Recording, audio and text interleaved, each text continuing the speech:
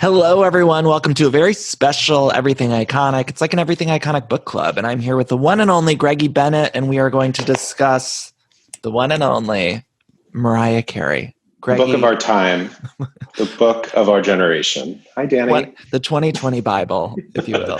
Essentially, it's replaced the Bible on my nightstand, for sure. Have you ever lived a life where you had a Bible on your nightstand? I don't know. I went to Catholic school and I went to Catholic college, like from the beginning until the very end. And I don't think I've ever kept a Bible anywhere nearby. Right. Until now. Greggy, how did you like it? We're both lambs. And so I was, first of all, so excited to have you on. Anytime we get to talk about Mariah Carey, how did you like it? Just sort of overall thoughts before we dive in. I was surprised. I was surprised at how honest and vulnerable she was. I thought it was a really, really great read. I think that the audiobook will change the way we consume celebrity memoirs. I mean, she really went all in. The music, the singing, like the ad-libbing of all of it was incredible. And it really felt like she took this seriously, if that makes sense. Sometimes you can tell when her heart's not in something, and she really, really wanted this to be done right. And I think she did a great job. Yeah, I was so impressed too. I felt like, I don't want to say I had low expectations, but I was just sort of thinking, some celebrity memoirs are really great. And then there's others that are just clearly like a cash grab. They feel like it's time to release a celebrity memoir. And I didn't know what to expect exactly. I thought, if she was doing a cash grab, I thought, great for her. Like, get the money, get your coins, and, totally. and that'd be fine too. But then this, I felt like was really there was a lot of substance to it, and a lot of things I didn't know. Some things, of course, we all speculated for years that were confirmed. Right. There was definitely that. I think as a diehard fan, her confirming like who some of the songs were about down to like who the verses were about was big for me, because I've like forever been like, well, that's definitely about Allison right there. And like, I was wrong. It was actually about Pat. So right. It's pretty crazy that she was that open and forthcoming with those details. Did you notice, right off the bat, I have to say, did you notice on page 234, there's a paragraph that appears twice? You saw that, right? Let me check. Let's get our books for this book club. Everyone who's listening, go grab your book. I just grabbed it off my shelf, 234, you said? And I should also mention, anyone who's listening to this podcast, you can view it on the YouTube channel, youtube.com/Danny Pellegrino 1. We're going to put it up there. But yeah, on page 234, there's a paragraph that appears later on page 274 about glitter. Yes, I do remember seeing the same thing twice, but I don't remember. So while I think that this book was fantastic and nearly flawless, I do, and in some ways, I think it was great that paragraph appeared twice, but I thought there was one little oversight that I was curious about. Yeah, well, I think it was also like applicable to both chapters, so why not copy and paste? Like, right. Work smarter, not harder. Also, as someone who ghostwrites books, and books are a lot of words. You have to fill up a lot of pages. Yeah. So you know what? If you got to publish something twice, go for it.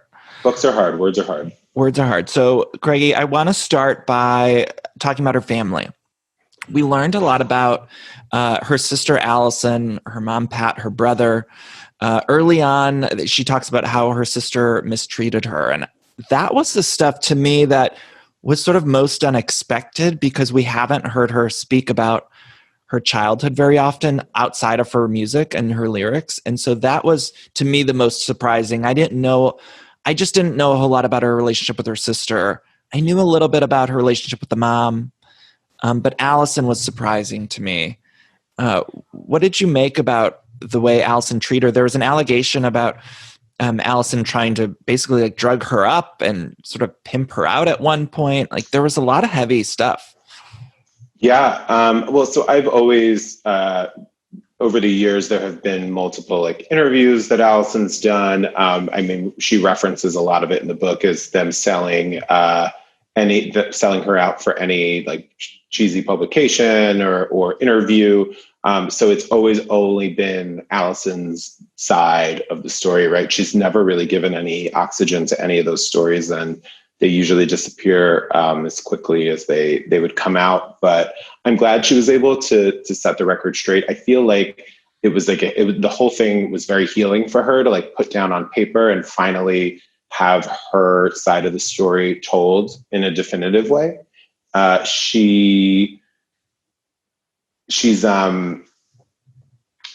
think the whole book has been about her telling her side of the story finally. And I think that she has always been like mocked or kind of like seen as this kind of hokey jokey figure.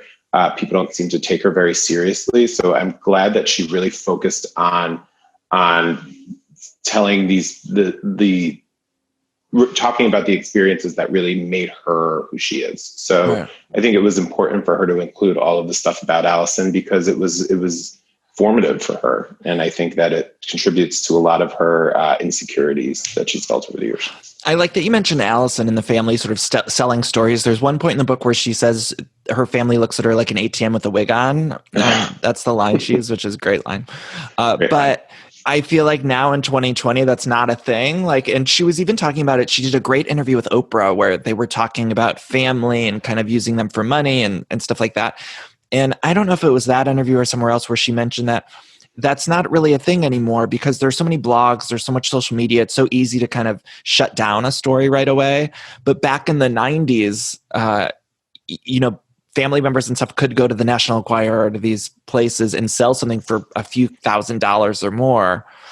Some nonsense. Yeah. And you forget that she's been famous for so long that like at the beginning of her career, that was the only that was the only way that people could control their image through like a very calculated, like publicist, record label, the whole machine behind you and trying to shape the narrative around your career or around like a bad story in the press was a lot harder than it is today. So it's almost fascinating to remember that she came up at a time where like it was 1990, so it was really not that far away from like the 80s and like Bette Midler hosting the VMAs. Like that was all like within a few years of her coming onto the scene, and now she's still like as relevant as she was then today, which is pretty incredible. Wait, Greggy, take me back. So in 1990, were you into her right away? Did it take you a little while? Like I was 4 in 1995. I got into her initially because I heard around the Music Box era, heard her on Magic 98.3, which is the Central Jersey's smooth, easy listening station.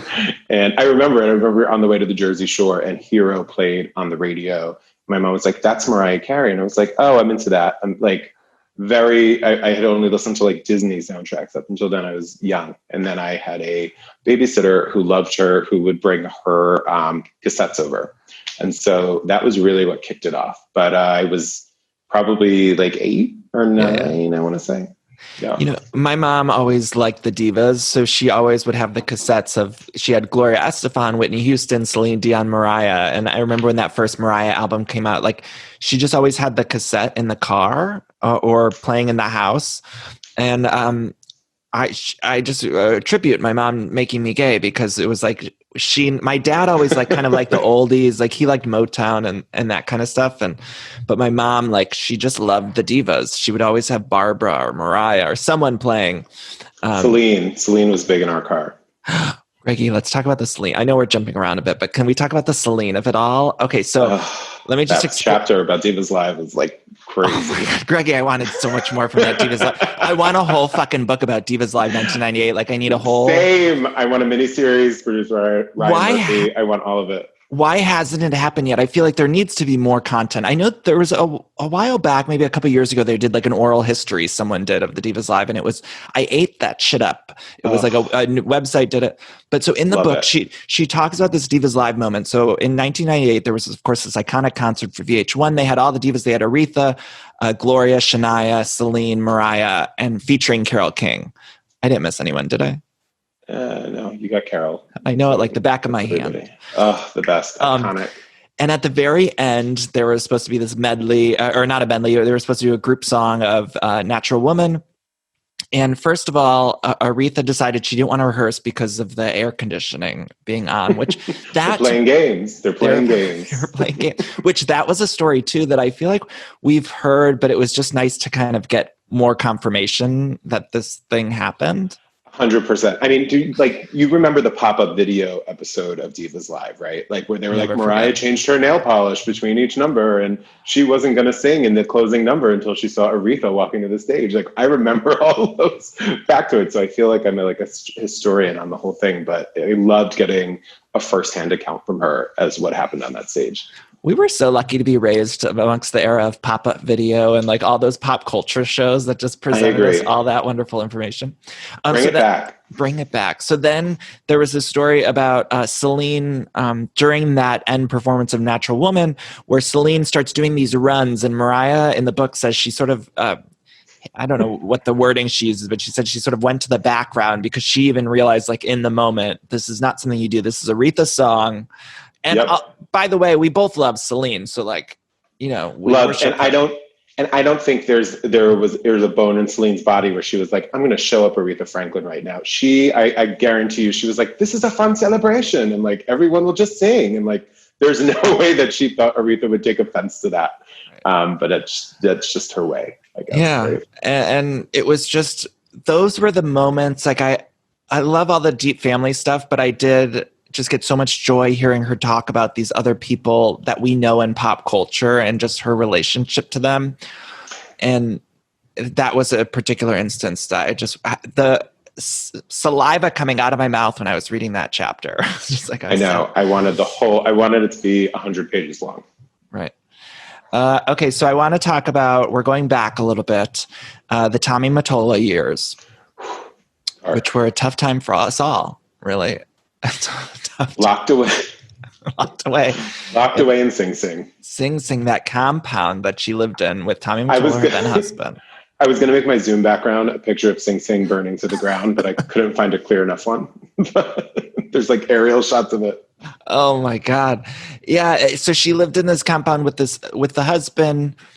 And, I always sort of thought that maybe there was more of a romantic connection between her and Tommy than like we knew, but it turns out I don't think there was anything. Like, nope, there was nothing there. Not even the slightest of sparks between them. Nope. It felt like, right? Nope. I can't imagine that he did anything for her in that respect. Like she did not feel, I think it was more of like a fatherly, like protector, Svengali situation than it was ever a romantic one. Did you feel like she was easier on him in the book than you would have imagined? Because I did. I did, yes. I think she went easy on him and Jennifer during the firecracker chapter. I think she went easy on him in the way that the exchanges that they had. Like you could tell by her impersonations of him that there were longer rants that she could probably have recited from memory. But I think she did it was diplomatic enough while still going pretty hard. Yeah. You mentioned the Jennifer thing. So that Jennifer sample, I mean, there's a paragraph. She should be in jail is where she should be. Where do you stand on J-Lo? I always get shit if I talk any shit about J-Lo. I know people love her. I mean, listen, the real lambs have known for many years that this caper took place, that this theft, and hearing the original version of thievery, like hearing the original version of Loverboy on the Rarities, which if you haven't listened, you should stream it ASAP. I got upset because I'm like, there's no way I would not have come out of the closet if this song had come out when I was a sophomore in high school. It's so gay and fun, and it would have been like the hit of the summer. And I feel bad that we're not living in that alternate timeline where it was released, and maybe it wouldn't have been such a disaster, the whole era, but who knows? I love a lot of J-Lo's stuff. And so this isn't meant to be shade towards her, but I do always think like, if you look at a lot of her hits and her catalog, there's just these consistencies of, I don't want to say like Christina Milian on Play and Ashanti. Mm-hmm. And there's just these instances. And I always wonder, I would love to hear like Ashanti or Christina Milian discuss it more, because maybe there's like something we're missing from the business side of things. But I find it fascinating. I know, it's crazy. And what's interesting is that for the emancipation era, she didn't talk about this in the book. She really didn't go into depth on any of the like behind the scenes people, which I was kind of excited and hoping she would do.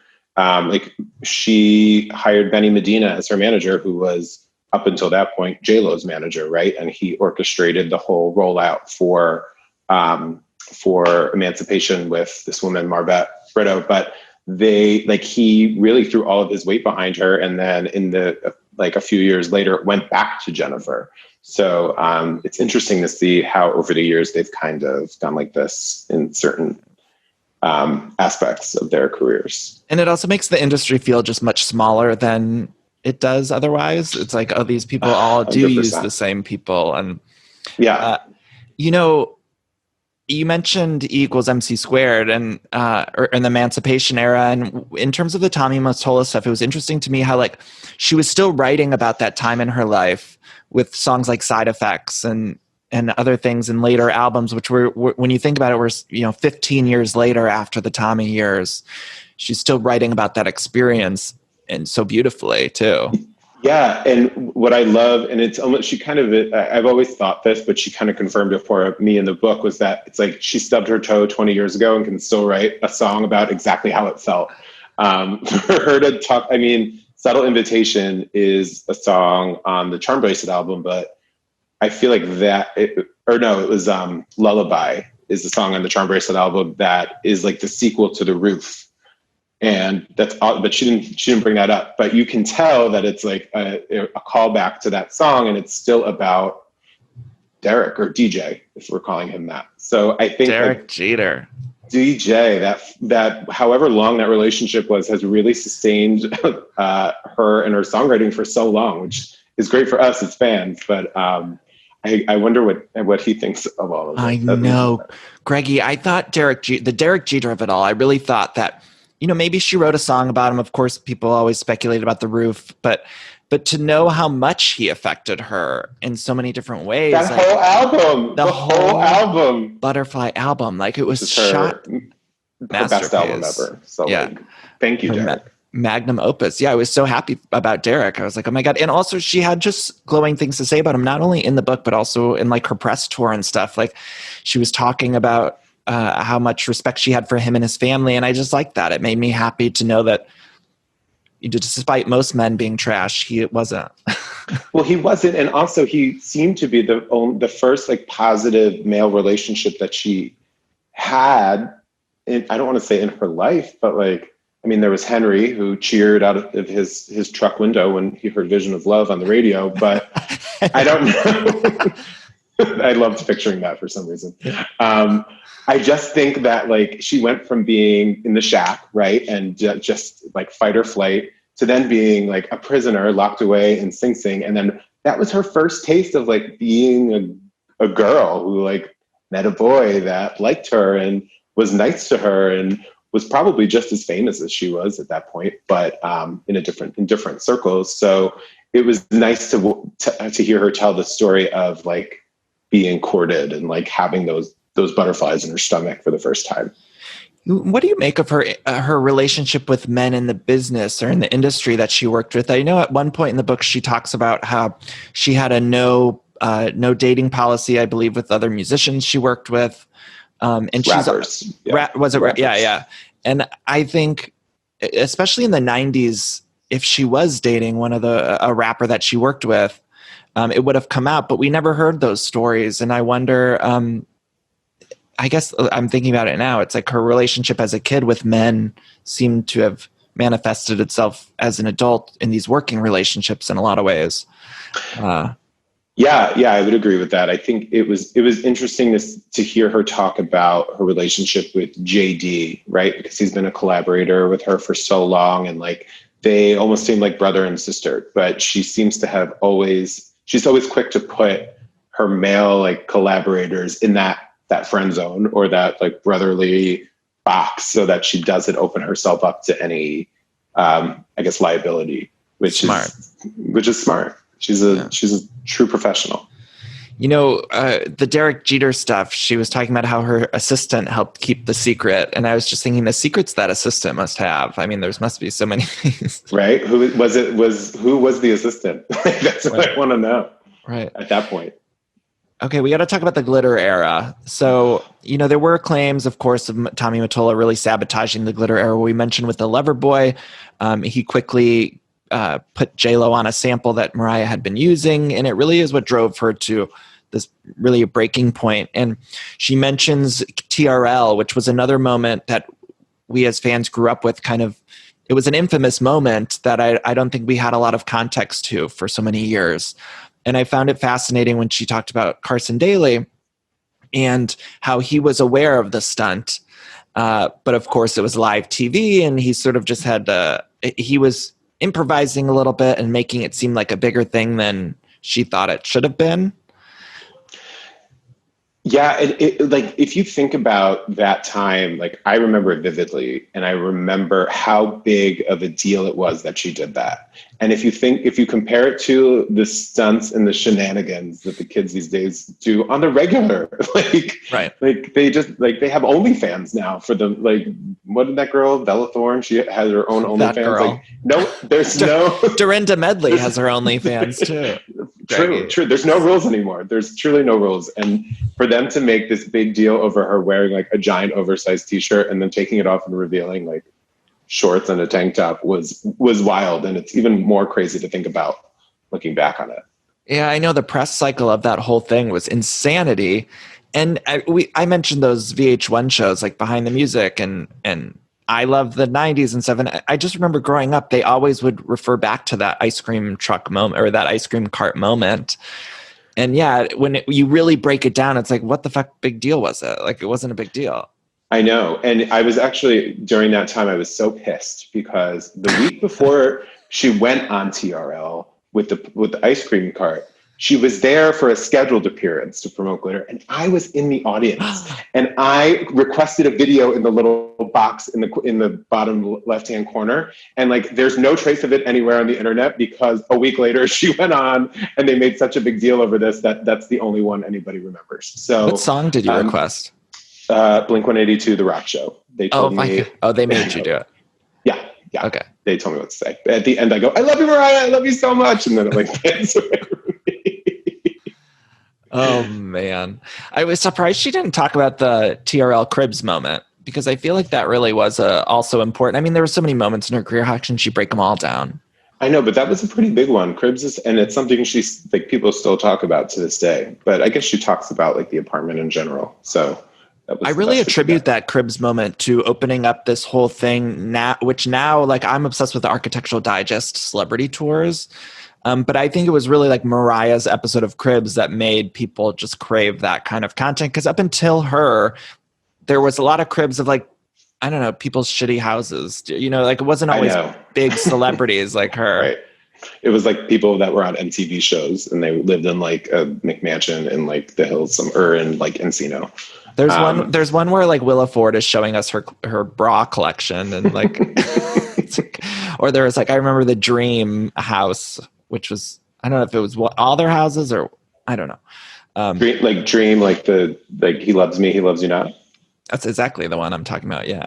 Danny, I feel like you or I could be on Cribs if they were on Cribs. So I wish. I love a celebrity home though. And I feel like they're popular now. And I attribute it to Mariah because she did that. She's been ahead of the curve for a lot of things. She was the first to put a rapper on a pop song, and she was the first to open her home to an all exclusive tour. What would you call that? Yeah, it's exclusive. She's been ahead of the curve her whole life.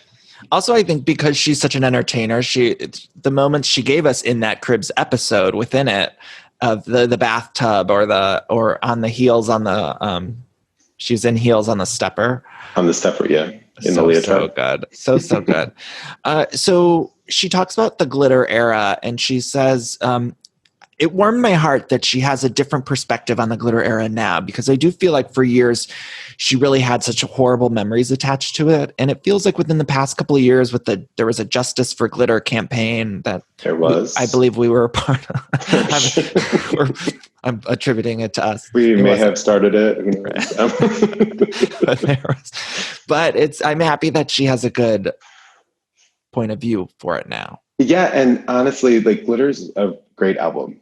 Like, Oh, objectively amazing. speaking, it's a really, really good album. And I feel like it got, I mean, obviously it was released on September 11th. Like, it did not have a lot. It was up against a lot, but it's remained a playable album from start to finish for me for a long time.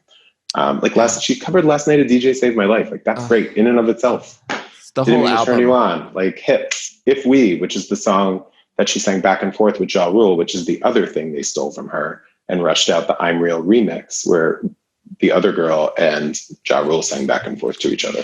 Girl. That's where that idea came from, viewers and listeners. Listeners, know your history. The Glitter album, I think, is phenomenal. And I also think it was an 80s vibe when people maybe weren't ready to like revisit the 80s quite yet. Yeah, because it was, what year was that? It was 2001. Yeah. So I had to remember that. Yeah. I don't know if people were quite ready for it, but also Glitter's like a fun, silly movie too. Like it's not like Oscar winning. I mean, the transition of her like little girl, her in the back of the car, and then it like fades into like her on the screen at the club dancing to Lime. Like it's an iconic moment. Also Padma Lakshmi in it, and I love her. Yep, she's silk. I know. I'm newly obsessed with Top Chef. I think I don't know if I told you this, but I'm newly binging it throughout this year of quarantine. You finally made it to Top Chef on the list of shows you haven't watched. I always I'll give it a shot. I always put it off, and then now I'm like obsessed with her and Gail and Tom Colicchio. Like they're my favorite. So she also discusses during the Glitter breakdown period, the role that her brother and her mother played, and I'm curious I hope we get answers to this as to whether or not Pat, her mom, reads the book and how she feels about it, because I'm curious about it. I actually saw when she did her holiday special for ABC, I don't know, it was 5 or how many years ago, for her second holiday album. I was there and Patricia performed with her, O Come All Ye Faithful. And they seemed to have a good rapport. Her mom, Patricia, seemed very nervous. I remember they had to record it 2 or 3 times because when Patricia would come on to sing her part, the audience would start clapping. And Mariah had to come out and say, like, if you could not clap for her part, she's an opera singer, and so it throws opera singers off, or something. She had to say something like that. It throws opera singers off when you clap because they're not used to the clapping, or something along those lines. But it seemed like in between takes and stuff that they were pretty good, like that motherly relationship. And so I always thought that it was sort of overblown, the tales we've heard about Patricia, and then reading the book, I'm like, oh no, this is a very complex, layered relationship these two have. Very, but I mean, if you notice, she dedicated the book to her. I didn't even think about that. Yeah, so I think it's one of those, like, and she almost like deified her father in contrast to her mother. And I think like maybe if one day when her mother passes, like she'll have a different perspective on it, because she did say like, death makes you change or forgive, moves your heart to forgive or something like that. But I'm happy for her that she was able to move past whatever happened in like 2001 and what went on through the 90s.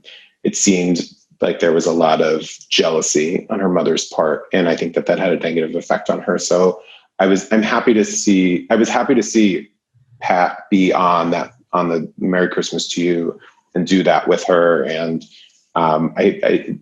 it seems like they've gotten to a better place now, but I think she still felt like it was important for her to write about and to put down on paper somewhere as part of her story, her official story. The relationship with her dad was very fraught too. And it seems so cinematic to me. I was reading that chapter about when she was visiting her dad right before he passed. And just so many of those moments felt cinematic to me. And I thought, we're going to get a movie out of this, hopefully one day, and it'll be good. Well, I mean, the book is written like a movie. I mean, to have her start with her sad Christmases and to end on stage at Madison Square Garden with like all of the characters from the book in the audience, like cheering for her. It was pretty cinematic. Greggy, did you hear my question on Watch What Happens Live about Where Are You Christmas? I did. And I'm so glad we finally got an answer after all these years. Like forever. That's all I've wanted to know about Where Are You Christmas, because she co-wrote it. And I'm like, does their version exist? And And people were messaging me like, oh, she has a new album out called The Rarities, which are rare album or rare songs that haven't been released or different B-sides and things like that. But people were saying we need a Christmas Rarities album. And like, that's all I want now. I want it so bad. All the uncovered gems from the Christmas sessions. What's funny is you're that way with the way you are with Where Are You Christmas is the way I have been for years with the original Loverboy. So I'm finally having like my justice moment, and I'm glad we both were able to get that together during this this promo cycle. I think you texted me when the album track list was released about Loverboy, because I don't think any of us expected. Even when she said the Rarities album was coming out, I don't think we expected to hear that. Right. Well, I was like, I know she's going to put like Everything Fades Away and Do You Think of Me on there, like songs that like and Slipping Away and songs that we had heard all throughout the years. But I was honestly gagged when she put that on there. Like that was a power move. Would have been the song of the summer of 2001. The world would have been different, but it's not. So we got it now in 2020. Speaking of songs that we're getting now, we also learned that she released a whole rock album, or she did a whole rock album that was released with someone else on lead vocals that Mariah had written many of the songs, I believe, and she also did sort of background. And I don't know, maybe you can explain. Did she actually record them? No, she did. So there is a version of her singing them. I don't know if it's singing lead, but it then was covered by this group. I forget the name of the group, but it just like their album sales increased like 3,000% or something last week when it came out that she wrote most of it. And I guess she even named her vanity record label that Tommy gave her, Crave, after one of the songs that she wrote for the group. And over the years, she's mentioned that Crave was named after a secret song that she wrote that had a very special place in her heart. So to find out it was actually like an alt rock album that she wrote in her spare time while recording Daydream, like blew my mind. It's crazy. I know. It's just an amazing little factoid. And we need those. I need to hear like the versions with her on lead. I listened to a couple that were on YouTube they were sort of covers. And there's one, I forget the name of it, but you can hear her background or sort of layered vocals. But I would love to hear, I really would love to hear all these different genres. She's one of the people that I do think is underrated in that way, and that she can do a lot of different genres. She has a country song that she did for that. I believe it was Tennessee movie. Mm-hmm. That is stunning. It's right to live. I don't remember. I forget that. Right to breathe. I forget what it's called, but it's a beautiful song, and of course we know she's done dance music, R&B, pop. I think she can do so many different things with her voice that she doesn't necessarily get credit for. And one of the only few people that come to mind that can also do that, I think, is Kelly Clarkson, which I love Kelly. I was going to say I don't want to put them in the same breath, but I do actually love them both. And I love their vocalists who have versatile vocal styles that can lend their voices to many different styles of music. I think that's a nice way to put it. Right. Yeah, we love them both. Okay, so she also references the New Year's Eve debacle, but it's a very small little segment. I thought I'd just read a little bit of what she said. So she said, "Listen, if being in the cold can make fingers go numb, imagine what it can do to delicate vocal cords. There's a certain performance of mine in the bitter cold wearing a sheer bedazzled leotard and 8-inch Louboutins at the world's busiest intersection in intimate proximity to stinking, putrid garbage that everyone seems to want to remember, and that I, quite honestly, often forget. To me, it's as if I was a child playing in the sandbox and I got sand in my eye, wept theatrically, and caused a scene, then arrived 20 years later at my class reunion after having gotten a PhD and become a celebrated scholar, only to have my classmates ask, 'Oh, but how's your eye?' I was a lot of things in that fleeting moment in the cold, but I knew one thing I certainly was not. I was not broken, not even close. I had been through so much worse. All debacles are not created equal, darling." And to me, that was just so indicative of so many things in Mariah's career that I feel like the general public seems to hold on to, despite the fact that she's had all of these other amazing accomplishments. She's such a fantastic writer, vocalist. But a lot of the general public seems to just hold on to those moments. And I guess that's a human nature a little bit, to hold on to the bad and forget the good. But it was interesting to me that she addressed it in that way, because that was such a hugely publicized, very recent moment. Yeah, and I would say, like, over the years, people who know me have obviously known my love for Mariah, and whenever something goes wrong, or whenever there's like a public, like an embarrassing moment, they almost revel in like calling me to ask me if I know about it, which is weird. It's a weird thing. They do that to me too. It's annoying. I hate it. Right. Like, did you see your girl? It's like, yeah. Like, have you ever had a bad day at work? I don't know what else to say. Like, she's sold over 300 million records around the world. Like, she's richer than you or I will ever be. Like, who gives a shit? Who cares? Like, what do you? I don't know. I've never understood that, like, schadenfreude that's associated with all of her missteps over the years.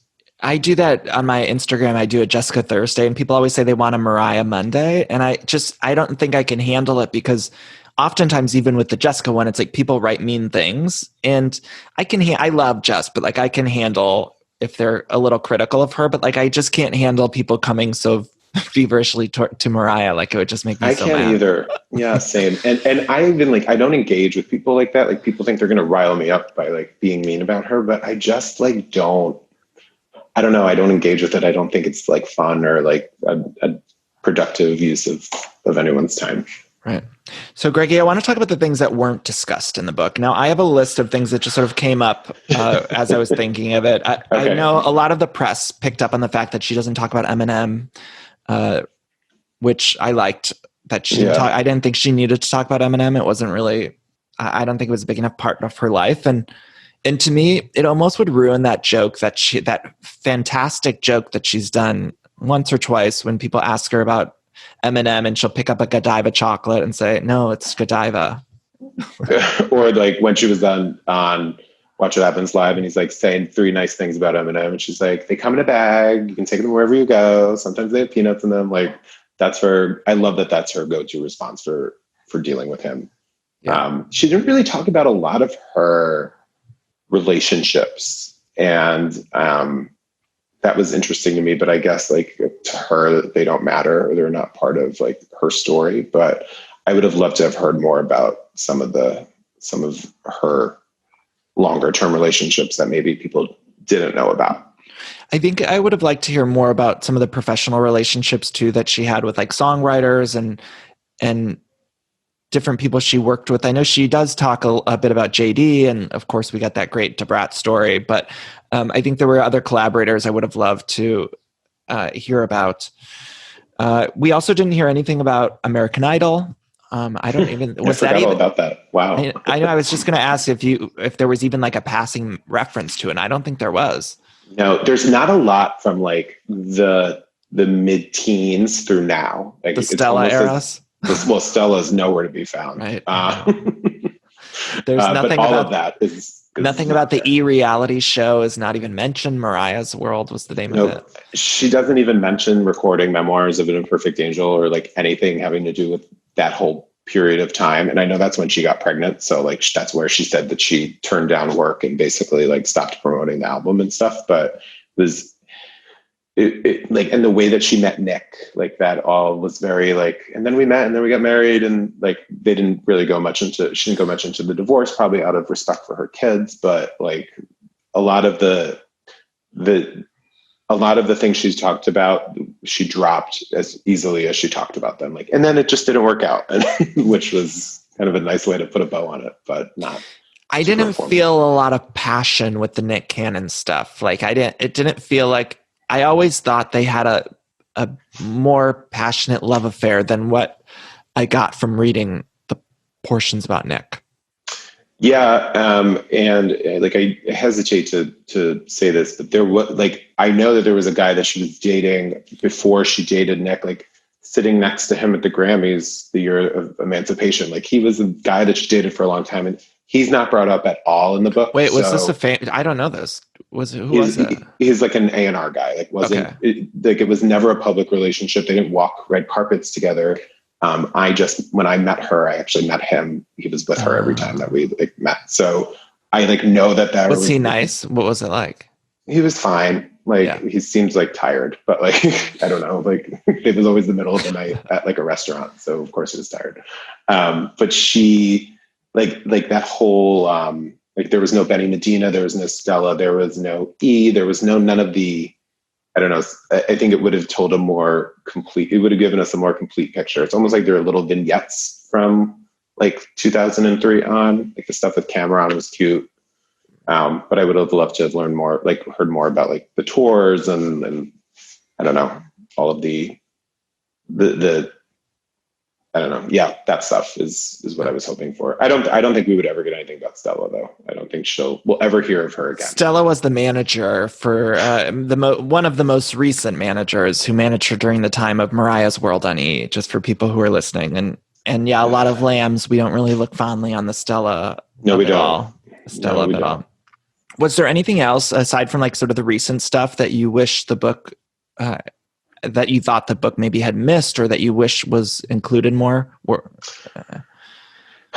I was surprised at the Will Smith stuff. I don't know why I was like really interested in that. I like that they had a nice little friendship that seemed to have started when they were really young, and also it put them sort of both in perspective to me, that they met when they were really young and had this work ethic and vision of their careers, and they both have realized it. I don't know, something about that touched me. Yeah, I liked hearing. I love because there's that famous picture of them at that concert they met at, where she's in the high pony and stuff. And I love that she didn't really indicate if they're still friends today. I'm sure they are, but like she doesn't really go into like where those relationships stand today, which I would have loved to have heard more about. Like I think stuff like that is really interesting. Like hanging out with Lenny Kravitz on the Upper West Side. When he was Romeo Blue or whatever he was going by then. Like that's awesome to me. I would love to have heard more about her years in the city before she was signed. I know that she gave us some like details about it, but I would have loved to have heard more about like the players, like the people that were in, like she was kind of moving, the circle she was moving in and stuff like that. I wonder how tough it was. Michaela Angela Davis was the co-author. And I'm sure it was challenging trying to figure out the angle of this, because her career is so vast. And they did a great job. But of course, because her career is so expansive, there's just a lot that, of course, they weren't able to include that. I hope one day we'll get, I also love a sit down with Mariah where it's an extended interview, because some of the shorter ones, you don't really get the details you want. Like I love Watch What Happens Live, of course, but it's like something like that. You have to do games and you have 20 minutes and it's just so fast. And I hope going forward, now that Mariah's sort of released a lot of this information into the wild, that maybe she'll do more sit downs. Like the Oprah one was really great to me because it was a long period of time. There was no commercials too, which was great. Yeah, the Oprah one is great. And so is the one she did with Genius when Caution came out. She did like a sit down interview with them, and she talked all about like her songwriting process and like some of the songs that she even doesn't really go into in the memoir, like, and how like her process, like how she wrote them and like the people she's collaborated with. It's a great interview. It's like an hour long. Like find it if you haven't listened to it. But I did want to say that like we're talking about all these like salacious bits of information that we wanted to know, obviously, but I think a lot of that took a back seat to her focusing on like her experience as a biracial person growing up, and really not feeling like she had a place to fit in on either side of like, from the white side of her family or the black side of her family.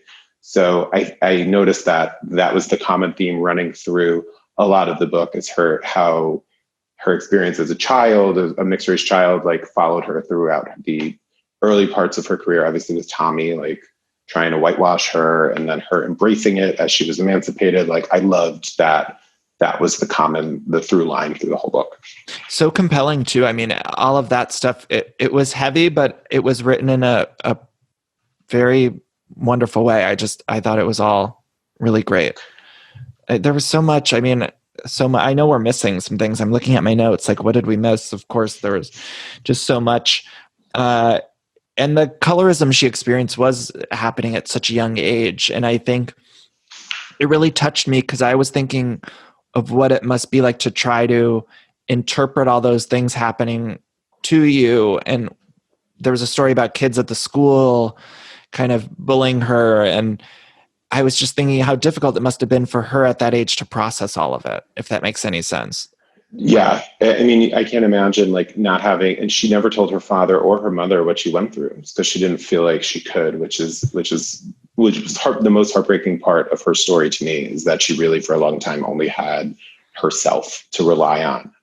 But the moment that I would most love to see on screen one day is her pulling up to that house in Southampton after she made it and getting out of that car and having this stupid bitch who was mean to her and locked her in that closet. Like, I'm so happy for you. Like, fuck yourself. Like, I loved that part, and I want to see it recreated on the screen. Oh, yes. That part.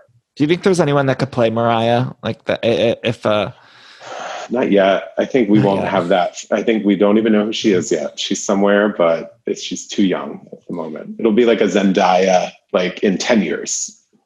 I mentioned some of the songs she wrote later about the Tommy era, and there was that one she wrote about that dinner with Tommy and Puff in Shake It Off, which was interesting to me, like the connection between those and all of the song connections, how we can trace like something that happened even very early on in her life to a song in her catalog. I think for Lambs, it was so exciting to be able to kind of do that math. Like at certain times while I was reading the book, I felt like Russell Crowe in A Beautiful Mind, like just tracing everything. I'm like, oh, that's why she wrote that, or right, that's where that lyric came from. Like when she said she wanted to cook breakfast for Derek and like found his sister, and she goes, it was an 8th grade moment, and like she has a song called 8th Grade on Caution. Like, oh my God, I didn't even think that. I didn't even see exactly.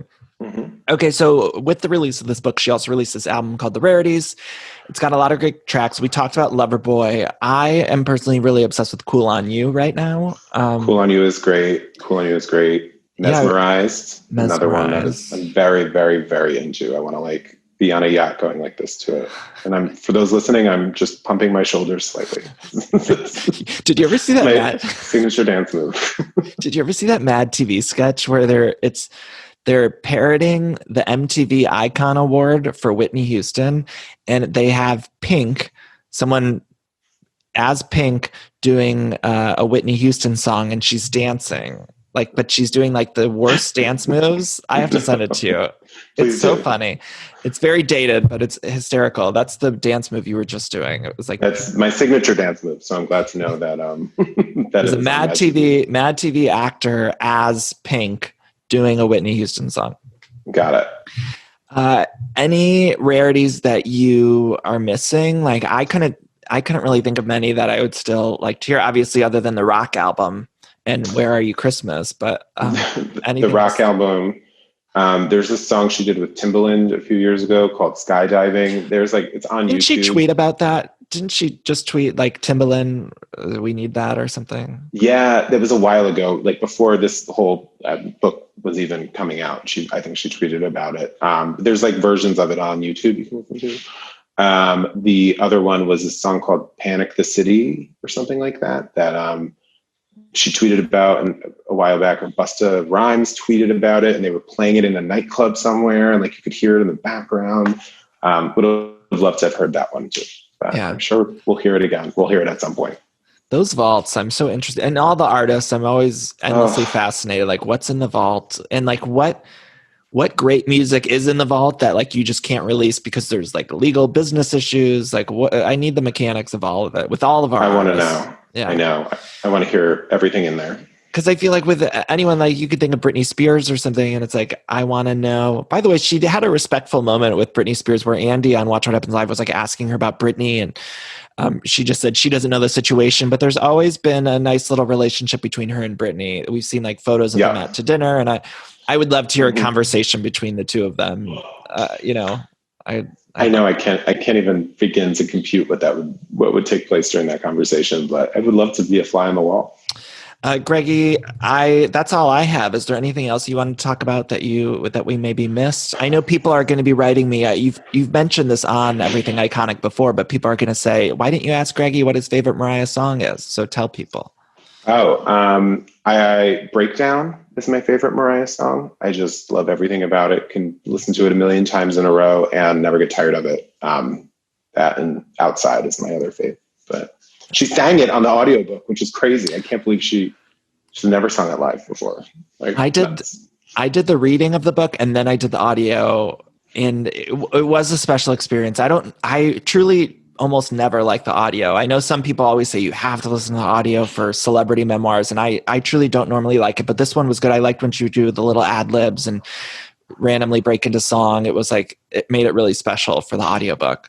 I know, it was the best part. I hated that she chose to sing some of the lyrics, but then would read other ones because I really wanted her. Like, I wanted to hear her sing like a whole fucking some of the concert. stuff. Right, basically, yes. Just please sing a cappella for me at all times. It's interesting what people are doing. I mentioned Jessica Simpson, and when she did her audiobook, she released songs with the audiobook, and I think there's an interesting way to incorporate new art into the audiobooks, if that makes any sense. And I'm fascinated by that. And I hope artists continue really putting effort into the audiobook instead of just straight reading, because I think it makes a difference. And I'm willing to buy both if it's good, if it's for a reason. Agreed. Just change the game once again. Greggy, I want to let you go. Before I do, I want to say if anyone's watching, I'm wearing a Queen Icon Legend t-shirt in honor of Mariah, and you could buy these at Everythingiconic.store. Gotta promote the merch. Yeah, sell that merch, girl. You can find me on social media at Danny Pellegrino on Twitter and Instagram. Again, you can watch this and some of the interviews on YouTube, youtube.com/Danny Pellegrino and the number 1. Greggy, where can people find you? And do you have any other thoughts and anything else? I have so many thoughts. I often share them on my Instagram stories or my Twitter feed, and they're both at Greggy Bennett. That's the only place you can find me, and that's the place you'll always be able to find me. So follow me and give me your unsolicited opinions back. Well, Greggy, thank you so much. I love you, and I'm so happy. Everyone always wants you to come on. You have to come back for like a Housewives thing, because I know everyone loves to hear you talk about that. Anytime, Danny. Are you watching all the Housewives right now, or are you giving up on? Potomac, I'm all in on. OC starts tonight. I don't know. I guess it's just Kelly Dodd is so gross. It's all, I don't know. We'll see. I'm excited for Salt Lake City. Me too. Can't wait. Okay, Greggy, I love you. Stay safe and good luck. I know you just moved, so I was going to say good luck. What the fuck? I got to go put my bed together right after we get. Thank you, Greggy. Thanks, Danny.